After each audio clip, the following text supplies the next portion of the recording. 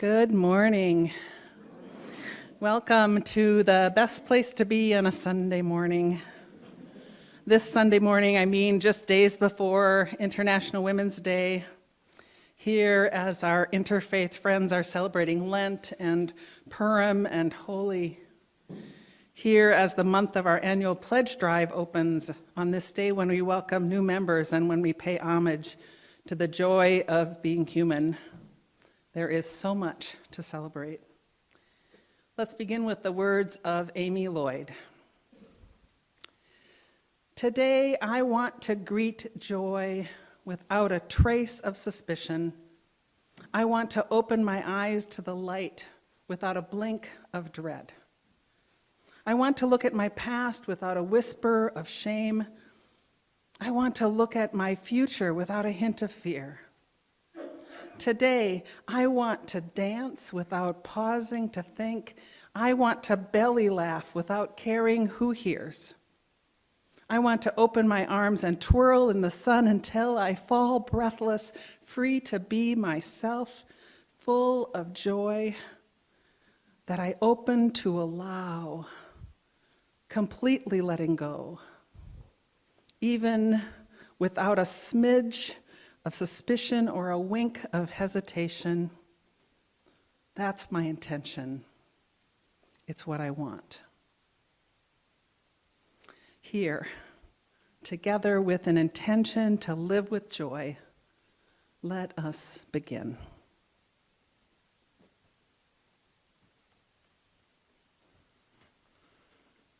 Good morning.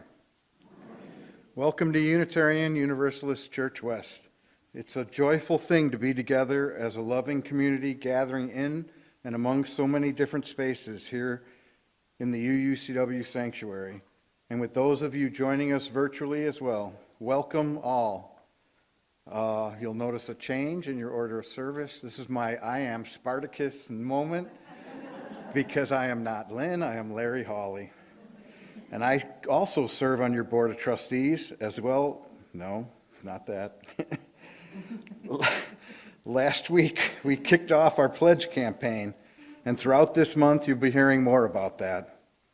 First, let's take a moment to engage in the spiritual practice of land acknowledgement as an expression of gratitude and appreciation to those whose traditional territory we reside on. A land acknowledgement is also a way to help us understand the long history that has brought us to reside on this land, as well as to know more about our place within that history. And so, as many of us are descendants of settlers, immigrants, or descendants of those forcibly brought to this continent, we here at UU Church West must recognize and never forget that our building in Brookfield, as well as the homes where many of us reside, occupy the traditional territories of the native peoples of the Seven Council Fires, Ho-Chunk, Kickapoo, Potawatomi, Menominee, Peoria, and Miami nations. We also acknowledge our need to address racism, which continues to lead to the violent deaths of Black, Indigenous, and other people of color. We know that racism, settler colonialism, and anti-Semitism perpetuate inequalities, injustices, poverty, and exclusion in the U.S. society. We commit ourselves to becoming an anti-racist faith community dedicated to equity, racial justice, and right relations. As our 8th principle says, our spiritual wholeness and the building of beloved community are inextricably linked to our actions that accountably dismantle racism and other oppressions in ourselves and our institutions. If you're visiting for the first time today, in person or with us online, we want you to feel right at home. Let us know how we can help with that. And if you'd like to connect further, ask a question, or sign up to get our weekly e-news. You can talk to us after the service, send an email to visitor@uucw.org, or use the welcome side of the yellow form that you received in your order of service. The nursery is open. Is that right? That's really good. We had a pretty long pause with the nursery, and we're gearing up. You can't welcome all unless you can take care of those children. And after story time, children grade 8 and younger will be invited to head off with their leaders to their own space and time.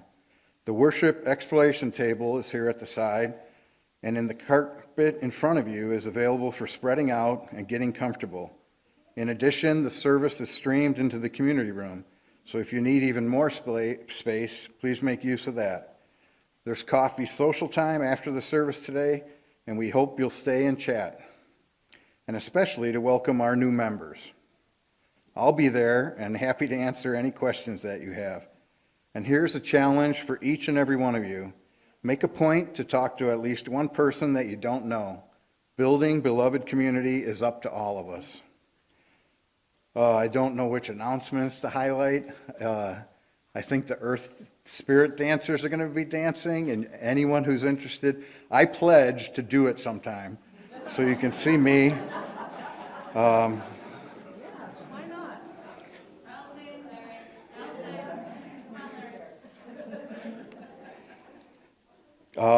Please read the announcements.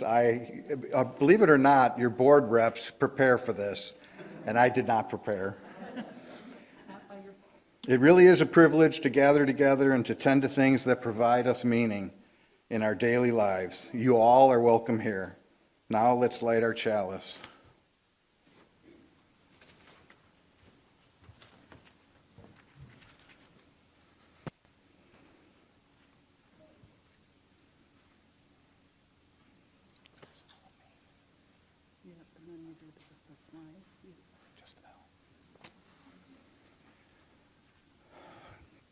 This is our symbol.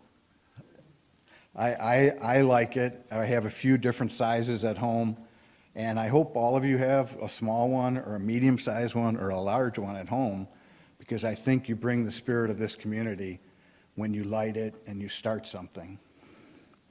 The flaming chalice is the symbol of Unitarian Universalism. Each time we light our chalice, we rekindle our connections to one another and to this faith. With the spark of a match, we make the flame to dance, lighting our path toward more love and justice. Today's chalice lighting words are those of Rabindranath Tagore. I invite you to join in reading them responsively with me. I'll begin and ask you to read the second and fourth lines. The same stream of life that runs through my veins night and day runs through the world and dances in rhythmic measures.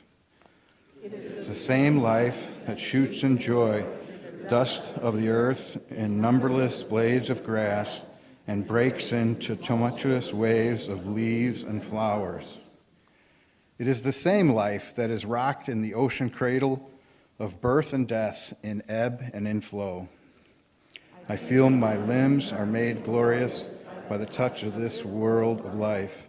My pride is the life throb, ages dancing in the blood this moment. With these words, acknowledging the joyful world of life dancing within us, we light our chalice.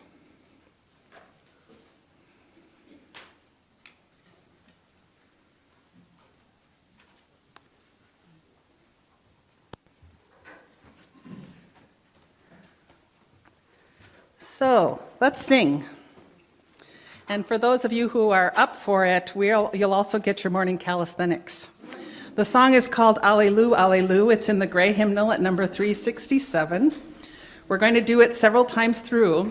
Once again, there are shakers and music makers at the worship exploration table for those who want to go there to help make music. But first, let's just sing it through twice all together. So please rise in body and or spirit to sing.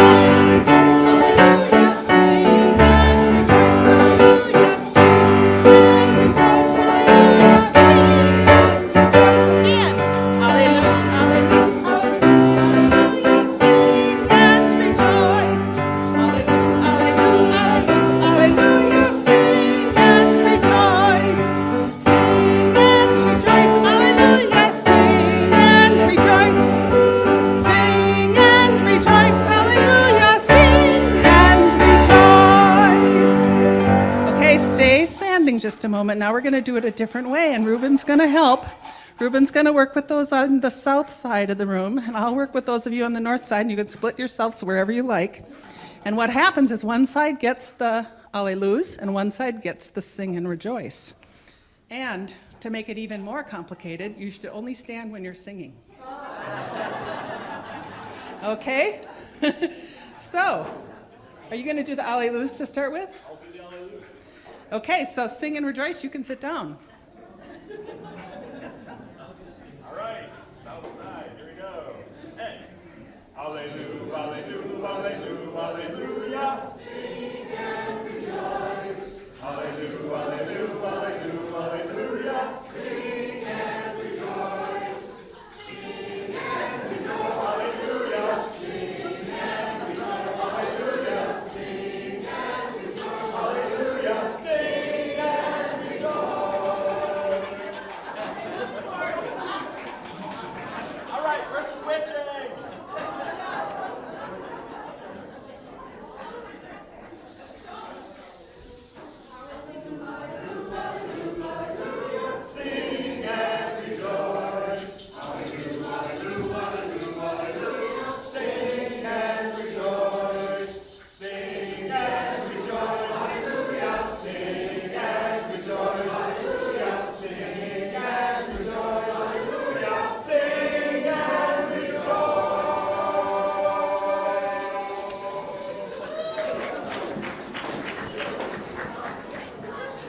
No, you need a...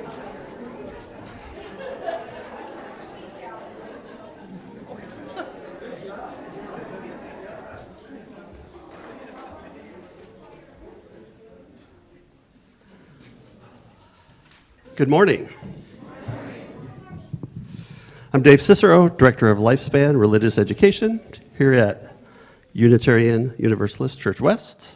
My pronouns are he and his, and I would say that I'm a humanist.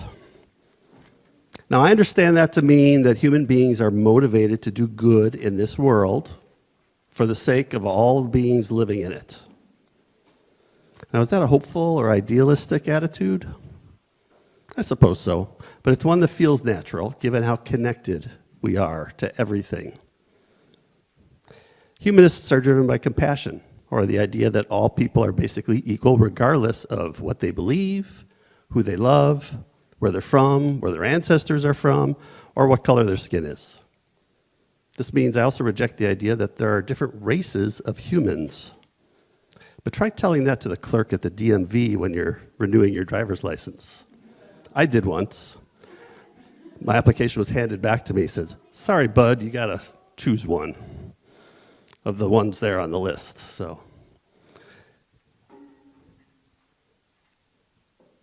which brings us to the story I'm reading today. Is There Really a Human Race? Written by Jamie Lee Curtis. Illustrated by Laura Cornell. And I'm reading this book today with permission of HarperCollins Children's Books.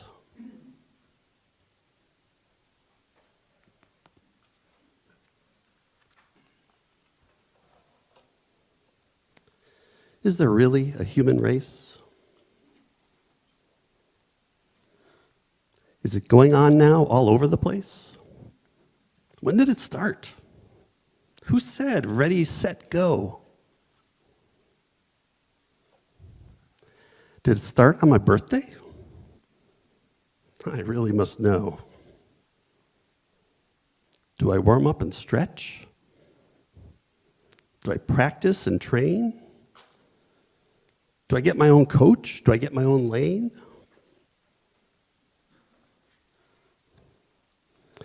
Do I race in the snow? Do I race in a twister? Am I racing my friends? Am I racing my sister? If the race is a relay, is Dad on my team? And his dad, you know what I mean.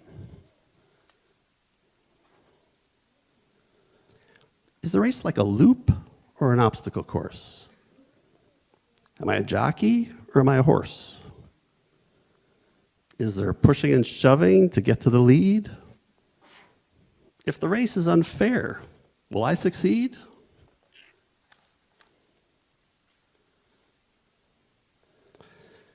Do some of us win?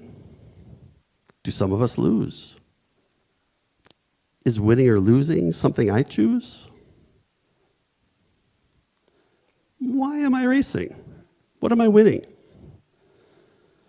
Does all my running keep the world spinning? If I get off track when I take the wrong turn, do I make my way back from mistakes? Do I learn?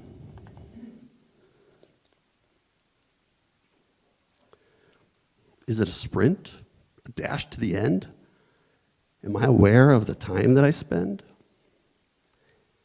And why do I do it, this zillion-yard dash? If we don't help each other, we're all going to crash.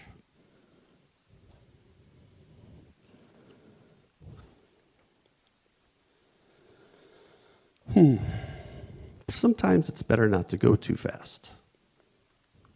There are beautiful sights to be seen, even when you're last.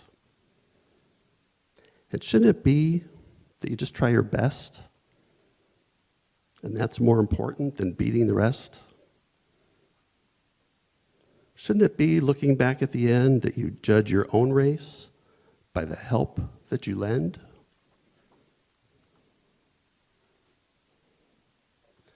So, take what's inside you and make big, bold choices.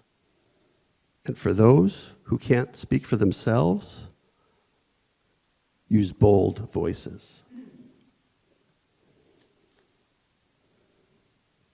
And make friends. And love well. Bring art to this place. And make the world better for the whole human race.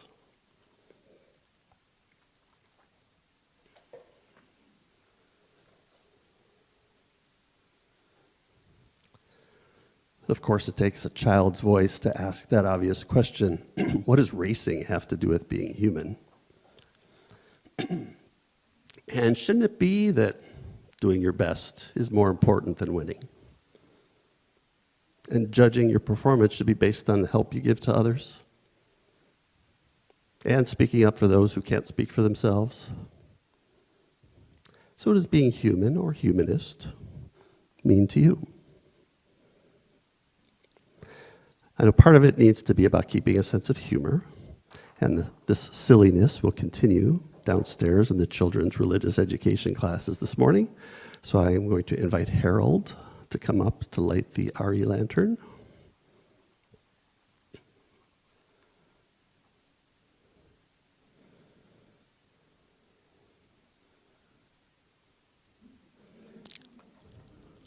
And invite the rest of you to join me in singing our children's recessional.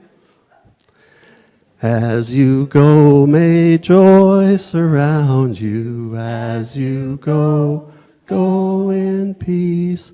Know our love is with you always. As you go, as you go, as you go, may joy surround you.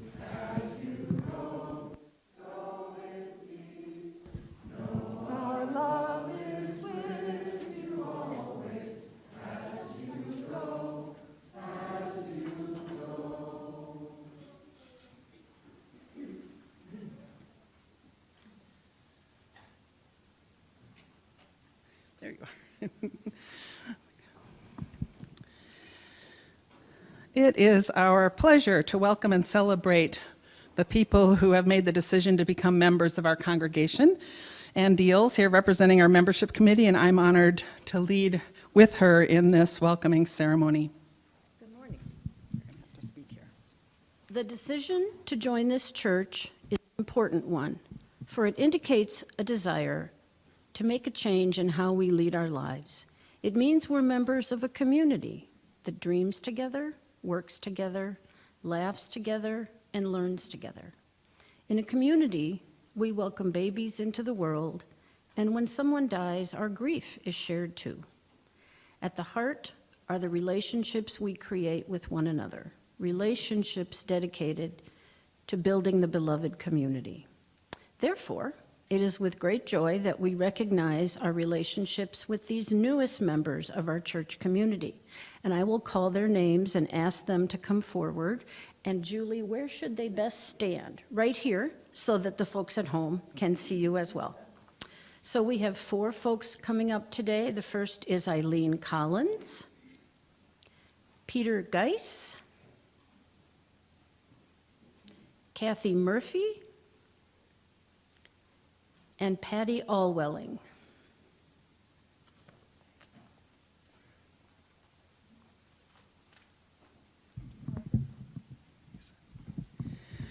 Eileen and Peter and Kathy and Patty, when you join this church, you become part of a liberal community that believes in accepting differences with love. You become part of a community that believes it's important to step out and stand up for the values of religious freedom and justice. You become part of a community that believes our relationships with one another are a primary source of spiritual growth and intellectual delight. And by bringing your gifts and your presence here, you help keep liberal religion fresh and alive. Our church and its activities are open to everyone, but when you join officially, you gain precious and important gifts. You gain the right to vote on our congregation's most critical decisions, a voice in shaping our future, and the authority to be a leader here. And your choice to become a member has an impact on every member here, reminding us all of our decision, however long ago, to become a member of UUCW. And in this ceremony, each member recommits themselves to the work of this church. We encourage all of our members to participate regularly in congregational life, to develop their spirituality and deepen their understanding of our Unitarian Universalist tradition, to support the church with their gifts and skills and financial resources, and to allow the church to support them as they move through their life's journey. And we also invite our new members to bring their ideas and energy to the table so that each person here brings all that they have to our shared ministry. So Eileen and Peter and Kathy and Patty, the gifts of your minds and spirits will help keep this community flexible and strong. The beauty of your hearts and your compassion will help us grow in diversity and grace. And your knowledge and support will help us rise to the challenges of our changing world. We're so glad that you're with us.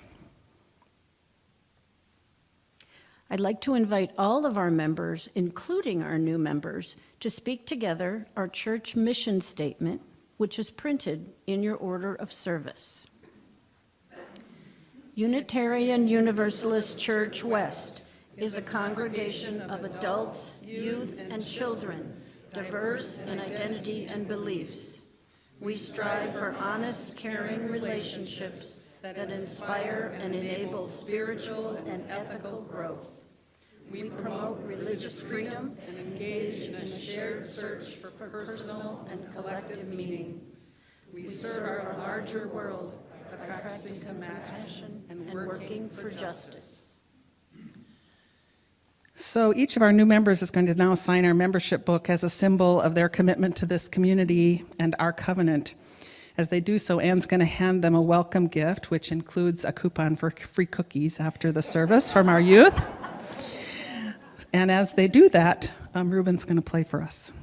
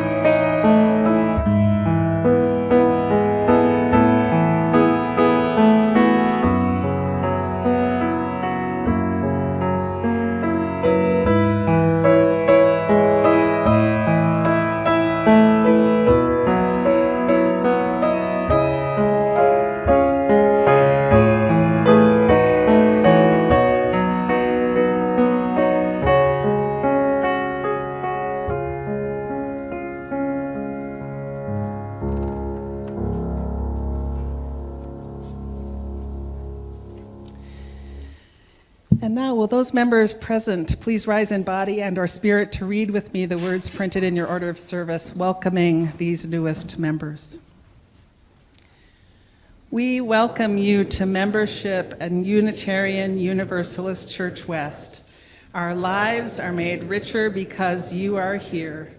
May you find comfort and challenge in this community and help us to grow in harmony and understanding.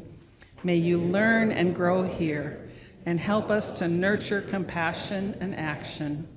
May you find here deep friendship and take joy in the great work of the Unitarian Universalist community. Welcome. After the service, I encourage all of you to make a special point to welcome Patty and Kathy and Peter and Eileen. So please join me in a round of applause.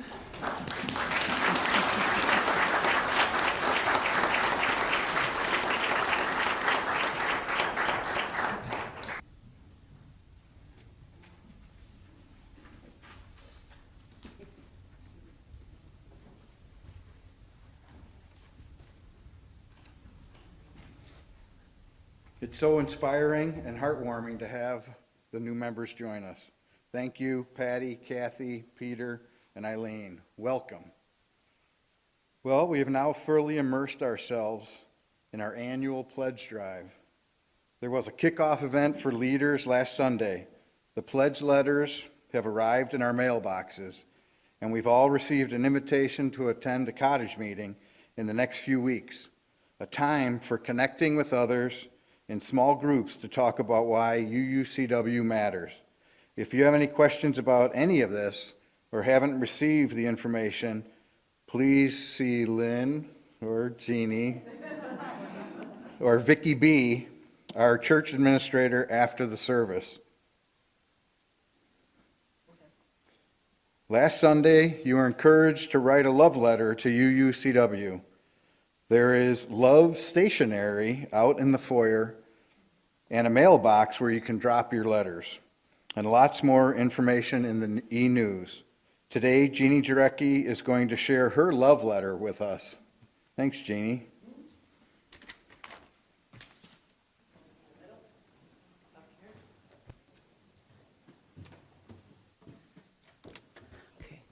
So I wish I would have known about the stationery because I was going to look really cool like Julie and hold my phone up here.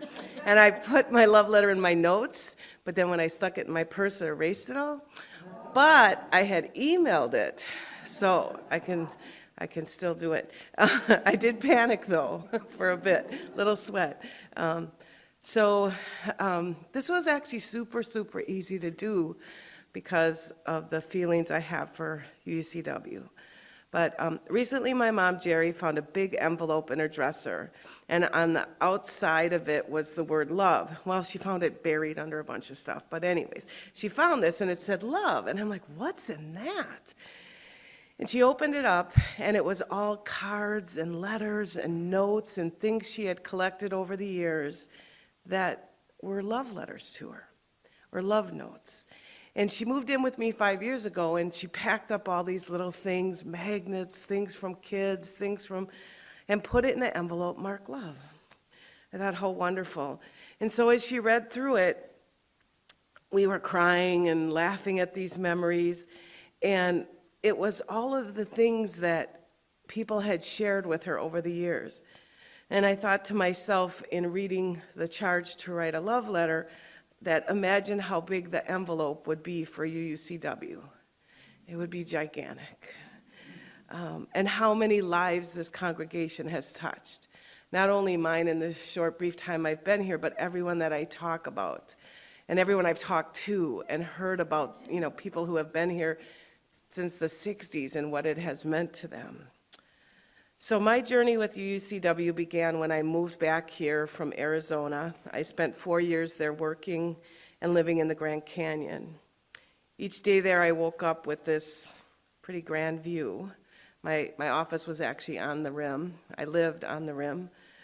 I could hike every day. I could experience the Grand Canyon. So when I moved back to Wisconsin for family and friends, I was really pretty anxious and pretty scared that I didn't have that spiritual impact that I had for 4 years. It was pretty easy to feel spiritual when you're looking at the Grand Canyon every morning. And so I started searching, and my neighbors had told me about a church they went to, and formerly I had raised my kids in, UU, and I can't remember, the United Church of Christ. And they went to a United Church of Christ church, so I went there, and it felt familiar, but it didn't feel right for me now, because I had grown differently in my spiritual world. And so I had remembered that Helen, Kay, and Sue S., who were members of this church, were here, and I thought, well, maybe I'll go Sunday and see if they're there. And I walked in, and when I didn't see them, I pretty much panicked, because that was the whole reason I thought I could come here and feel okay. And but what happened was I stayed long enough to be greeted by persons who welcomed me with warm smiles, nods, and handshakes. And I wasn't so anxious anymore. But I told Linda Kimmel, she's in my soul circles, a couple weeks ago, that her sitting in the front row got me through so many panic attacks of my anxious spirituality, because she would stand up almost every Sunday and say something wonderful that I could relate to. Those little things like that that just connected me. And then one Sunday I stayed, and I risked coffee hour. Oh, man. Because usually I slid right out. And it was there that I really fell in love with UUCW, because it wasn't the church or the name, it was the people. And it was the people that drew me in, the conversations, the marches, the rallies. I met Suzelle downtown to do a very, very tough anti-racism rally. I did bringing meals for the homeless. My favorite thing about doing that is the 10 minutes we meet in the parking lot and all talk and get all excited on a Saturday because we're here. And other things, yesterday I did clay with Dave. So many things like that, being on the board. I got so much closer to people. The dinners in the home, the anti-racist transformation team. So for me, that's where I found my community, my spiritual community. For me, loving UCW is for better or worse in sickness and in health, and we've certainly experienced a lot over that the last couple of years. But I'm committed because I feel you're all committed to me, and that's real important to me. I feel fortunate to have found my spiritual home and be in love with and to be loved by what we call UUCW. I'm super excited this year because even though my income hasn't changed, my giving capacity has, because I can take my Bill 2220 pledge, which I didn't miss when it was taken out of my check every month, and I can put that into my regular pledge and kind of almost double what I'm giving. And I've never been able to do that because my income hasn't changed. But I'm so excited to be able to do that. I kept asking Leslie, when's it gonna end? When's it gonna end? So I can put that money over here. And so that's what's got me excited about the pledge drive. So thank you.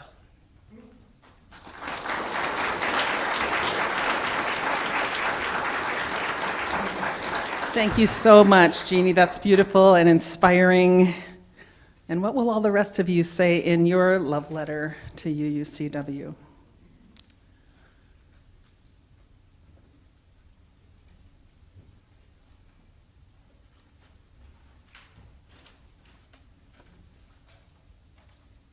One of the ways that we express our love for one another is by sharing of our lives, by helping to hold what's shared with us. We're going to enter now a holy time of quiet, a time for acknowledging the joys and sorrows and miles and gratitudes that we're each carrying. My concern today is that I woke up this morning worrying about the length of this service. And so instead of sharing aloud, I'm going to offer an invitation for those who would like to come up and simply light a candle as Ruben plays for us. If you want, you could raise your hand and I will light a candle here for you. My apologies to those of you joining online, as because of the camera cues, you won't be able to see the lighting of the candles, but you will see Ruben playing, so do light a candle at home. And if there's something you'd like to share with this community, please use the QR code on the order of service, and we'll share your joy or concern in Thursday's e-news. So let us now hold one another in love.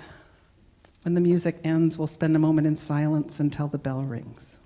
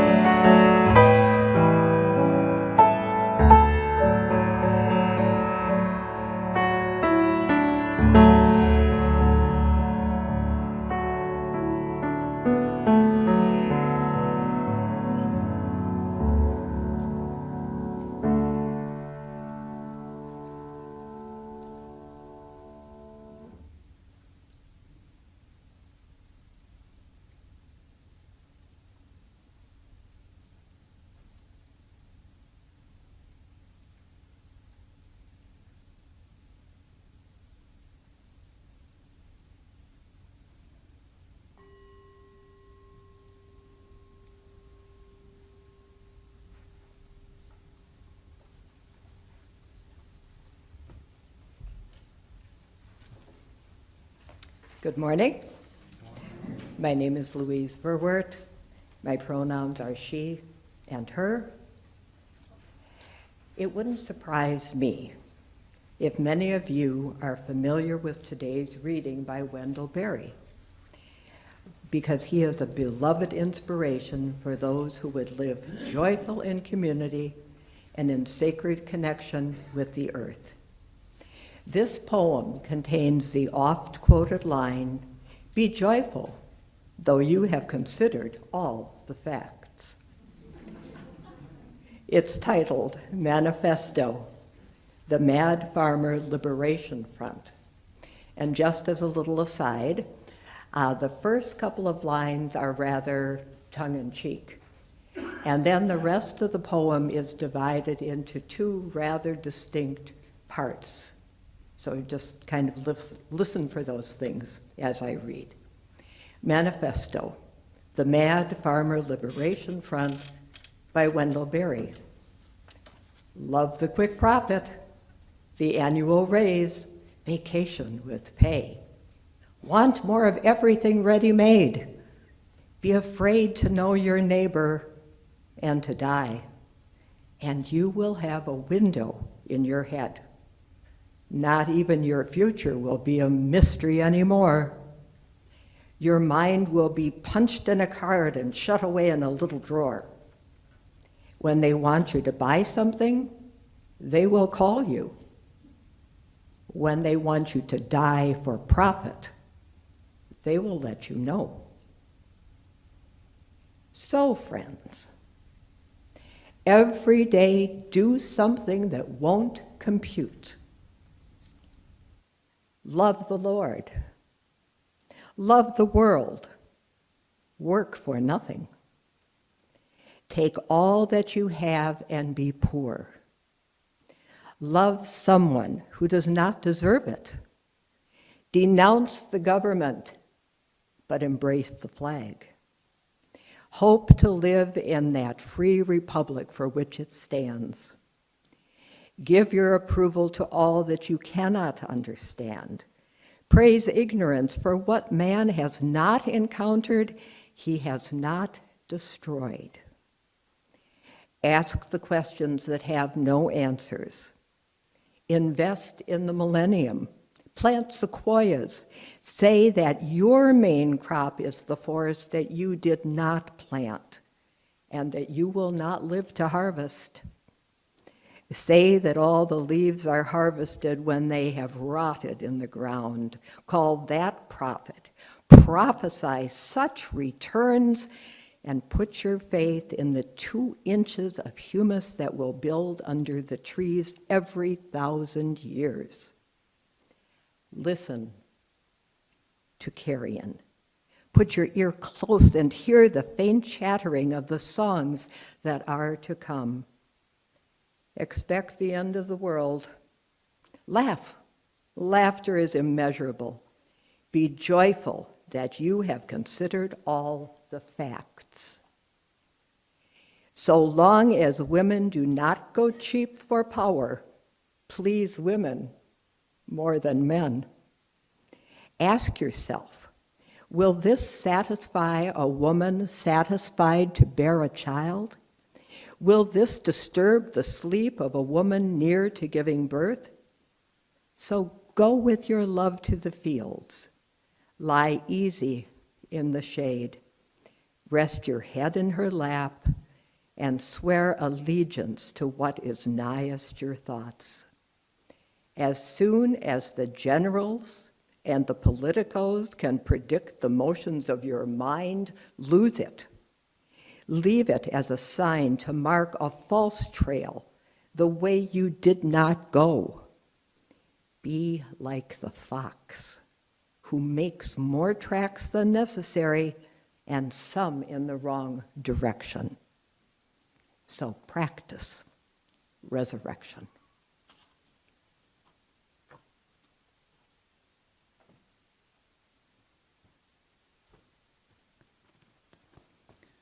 Thank you, Louise.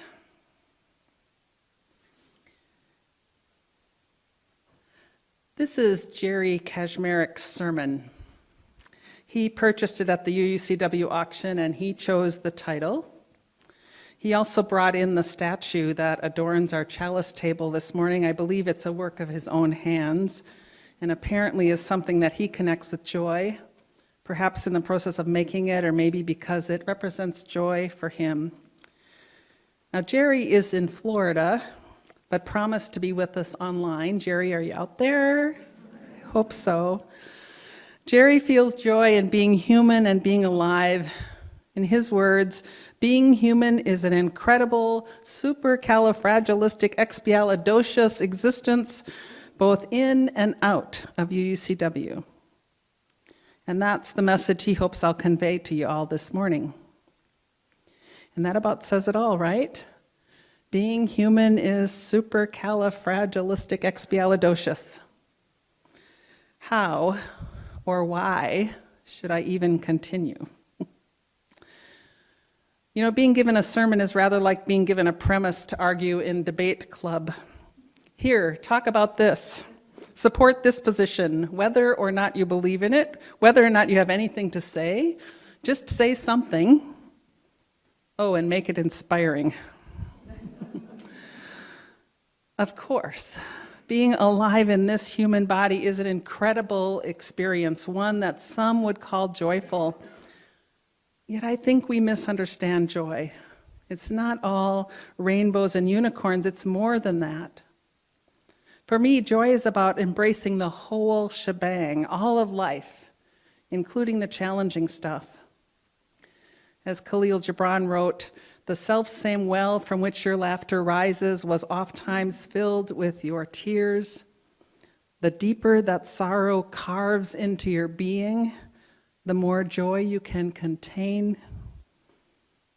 Is not the lute that soothes your spirit the very wood that was hollowed with knives? Unquote. Some time ago in one of the monthly Soul Matters packets, there was a link to My Joy is Heavy, an at-home during the pandemic theater piece, which was presented by the Bangsons, Abigail and Sean. I've watched it at least 3 times. You should look it up. In it, the Bangsons share in song and imagery their very real life, sharing really intimately of their experience as they journey through a pregnancy and a miscarriage. And they don't shy away from the very palpable heaviness and physical pain of feeling underground and hoping not to break the record for worst day ever. They describe this time as sitting on a threshold and praying, hanging between versions of a life, between joy and sorrow. And through it all, they sing and continue to make art and laugh and cry and dance. The Bangsons offer some advice from their experience. They ask, what if we actually believed that there were no prerequisites to being happy? What if we could see that all the joy we make is always with us and can't be taken away? What if all the joy we make can't be taken away? It's so easy for us, to talk about the pain we're carrying, but we're also carrying all the joy that we've ever made. What if joy is available to us even when we're at our lowest? Could our lives be more than a race to the finish, a race that keeps us from enjoying all that beautiful and painful stuff along the way? What if we didn't do what was expected of us, but rather gave our approval to all that we cannot understand, or put our ears close to the carrion, listening for the faint chattering of the songs that are yet to come? I wonder if when we can't quite connect to the joy of being human, even when things are heavy or hard or part of our suffering, because when things are heavy or hard, part of our suffering is in imagining that a happy life is always happy, that there's something wrong when we're not feeling joy. But what if it will never be all one thing or the other? What if joy is a sum total, not a unique experience? As Gibran tells us, our joy and our sorrow can't be separated from one another. They actually deepen and enrich one another. Ada Limon, the new poet laureate of the United States, and if you haven't heard her, look her up. I just bought a whole pile of her books. She was interviewed back in 2018 by Diana Delgado, and in that interview she said, I think that the main question that I'm always asking is, how do we live in the world? Because with the amount of loss and suffering that's all around us all the time, our own inevitable demise, the inevitable loss of loved ones, the damage to the planet, how do we live in that reality, yet still do the daily work of praise and presence and gratitude?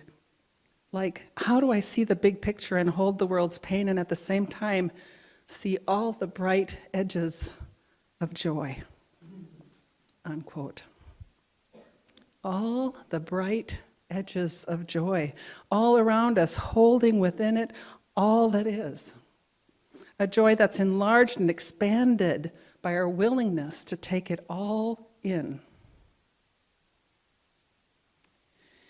One of the contested and much explored questions within process theology is around the nature of God. Because if all things are in process and always changing and being influenced, which is the core premise of process theology, then God, whatever that means to you, cannot be an unchanging or all good or omnipotent entity. And so some have concluded that God is best understood as a container of all possibility. God, or love, is everything that is or could be. Well, I wonder if joy is like that. Maybe joy is this big bag that holds everything we've ever experienced or will experience or could experience, and that joy is realized in our willingness to just hold that bag and live with all of it. Happy, sad, good, bad, hard, easy, tears, laughter, all of it. All that creates the experience of being alive, being human. Maybe joy isn't found in trying to pick up the pieces and put them together. Maybe joy cannot exist if we're not willing to experience it all, however raw or unfiltered or broken. Maybe joy can only be found in the wholeness that is all of it. That, after all, is the joy of being human, this full range, everything, everywhere, all at once kind of existence that can hold all the experience, all the feelings. J.D. Salinger, the author of Catcher in the Rye, once wrote, "The most singular difference between happiness and joy is that happiness is a solid and joy a liquid." What if joy is the liquid, lubricating, always present experience of just being human? After all, it truly is a miracle that we exist as the thinking, feeling, evolving, sentient beings that we are. Would we have it any other way? Mary Oliver, in a bit of prose called "Don't Hesitate," writes, "If you suddenly and unexpectedly feel joy, don't hesitate. Give into it. There are plenty of lives and whole towns destroyed or about to be. We are not wise and not very often kind, and much can never be redeemed. Still, life has some possibility left. Perhaps this is its way of fighting back, that sometimes something happened better than all the riches or power in the world. It could be anything, but very likely you notice it in the instance when love begins. Anyway, that's often the case. Anyway, whatever it is, don't be afraid of its plenty. Joy is not made to be a crumb." Unquote. Don't hesitate. Don't be afraid of its plenty. Joy is that whole luscious, nutty cake, not just a random crumb. We hold in our human bag so many things: uncertainty, connection, fear, love, grief. Let's not hesitate to let the joy of all that wash over us. As Wendell Berry wrote, "Be joyful, though you have considered all the facts." I mean, why not? You could, of course, just Google how to experience joy. The internet will suggest that you do all kinds of things. Let go of regrets, practice gratitude, practice generosity, follow your passion, connect with nature, give back in service, slow down, exercise, surround yourselves with a happy tribe, take time to wonder. And all of these things can help us access joy, but they don't create joy. Joy is not a to-do list. These suggested practices are simply windows into seeing that it's there, always. Think of it this way. If joy is a liquid, it follows that sometimes we experience it like an overflowing cup, and at other times we feel empty. But like an empty cup next to a sink, we can be filled with joy again and again if we but take time to open our hearts and our minds and our eyes to all that is part of being human. Of course, yes, there is hard stuff and hard lessons to learn, always.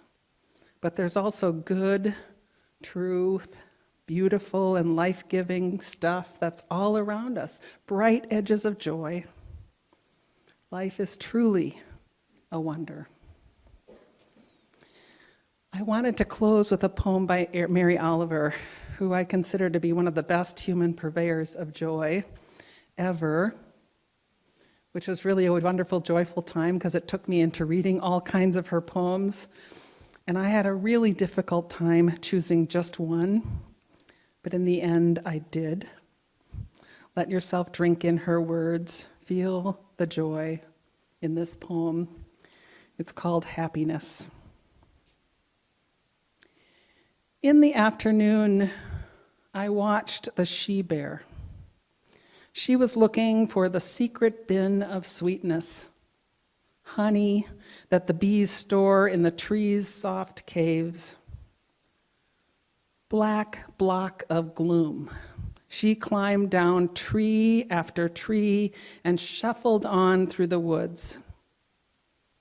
And then she found it, the honey house deep as heartwood, and dipped into it among the swarming bees. Honey and comb she lipped and tongued and scooped out in her black nails. Until, until maybe she grew full or sleepy, or maybe a little drunk and sticky down the rugs of her arms and began to hum and sway. I saw her let go of the branches. I saw her lift her honeyed muzzle into the leaves and her thick arms as though she would fly. An enormous bee, all sweetness and wings, down into the meadows, the perfections of honeysuckle and roses and clover, to float and sleep in the sheer nets, swaying from flower to flower, day after shining day. May we find the sweet joy in life and lap it up, humming and swaying, letting go as if we would fly, feeling the incredible liquid joy of being human. It is indeed supercalifragilisticexpialidocious, day after shining day. May it ever be so. Amen.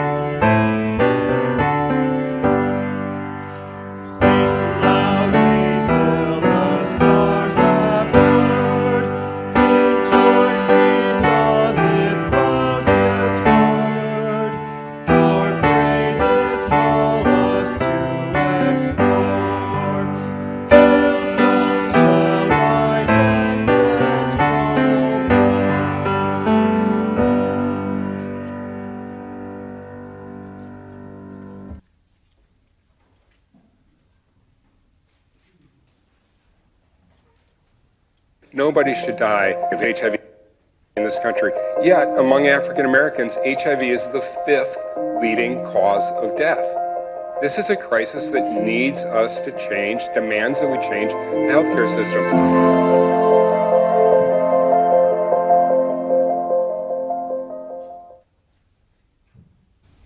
Good morning. The United States is still in the midst of an HIV crisis with significant health disparities among communities. HIV is the 5th leading cause of death among African Americans. That is disproportionately high and underscores that healthcare is a social justice issue and that the United States needs to address this in order to have healthy communities. Vivint Health is extending their services to reach those at risk. Their goal is to help people with HIV live long, healthy lives and work towards ending HIV altogether. Vivint Health offers the highest quality care, including wraparound social services designed to support the whole person, and maybe most of all, they provide a safe, judgment-free zone for everyone they serve, regardless of whom they love, color of their skin, where they live, or their economic status. I'm Kathy Lake, and I'm here representing UUCW's Split the Plate program, one of outreach and generosity. Each month, we give half of our undesignated offerings to a nonprofit organization to help us live our Unitarian Universalist values and to serve the community. Our partner for March is Vivint Health, an organization that's been at the forefront of the fight against HIV since the earliest days of the epidemic. Your support can help them provide powerful prevention services and outstanding care and treatment in a patient-centered model. For more information, see the Split the Plate article in the weekly e-news. I have a visual here. Or pick up information like this in the community room to learn more about their remarkable success rates. If you're participating today virtually, please go to the UCW's website, Donate tab, and select Split the Plate from the menu. Or you can text or mail your donation today using this information. Today, I thank you for your generosity to Vivint Health and to UUCW. We will now gratefully accept your offering.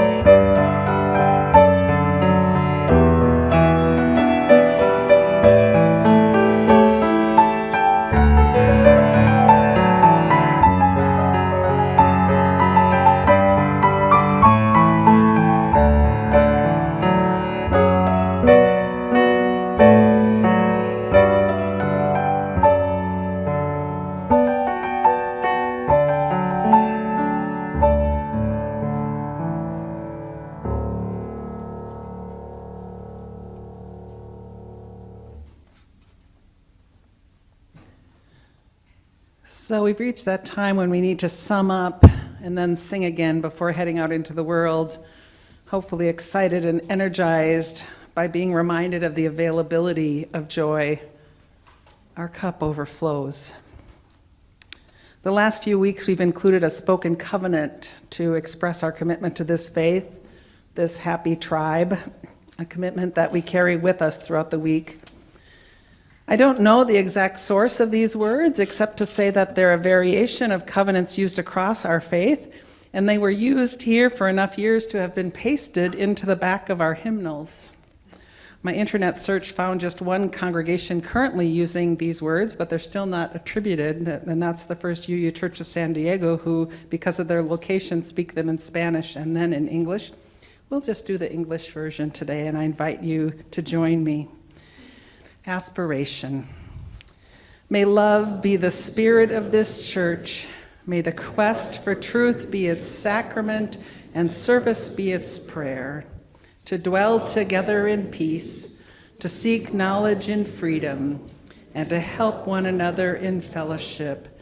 This is our aspiration. And as we aspire to joy, so let us go out singing. Please rise in body and our spirit to sing number 368. Ruben's going to lead the lower voices, which start off the song, and then I'll lead the higher ones. So please rise, number 368. Now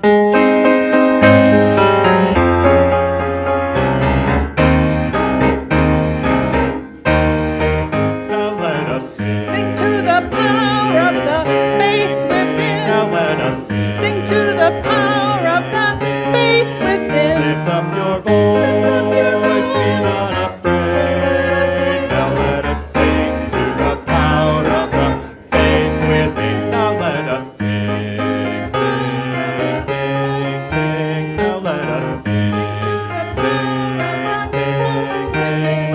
your voice, be not afraid. Now let us sing to the power of the hope within. Now let us sing, sing, sing, sing. Now let us sing, sing, sing, sing. Lift up your voice, be not afraid. Now let us sing to the power of the love within. Now let us sing, sing, sing, sing. Now let us sing, sing, sing, sing. Lift up your voice, be not afraid. Now let us sing to the power of the joy within. Please remain standing for our closing words.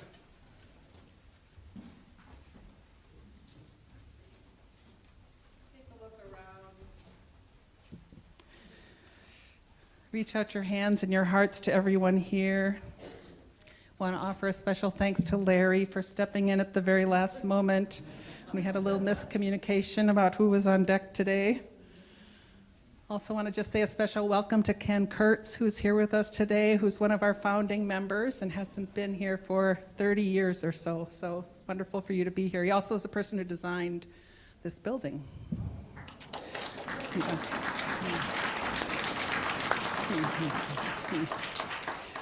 So give thanks for whatever joy or comfort or connection you found here, for all the hands and the voices that made this time possible. Offer a prayer of gratitude for all of these blessings. Our closing words are some of my favorites. They're called Go Boldly by Jean M. Olson.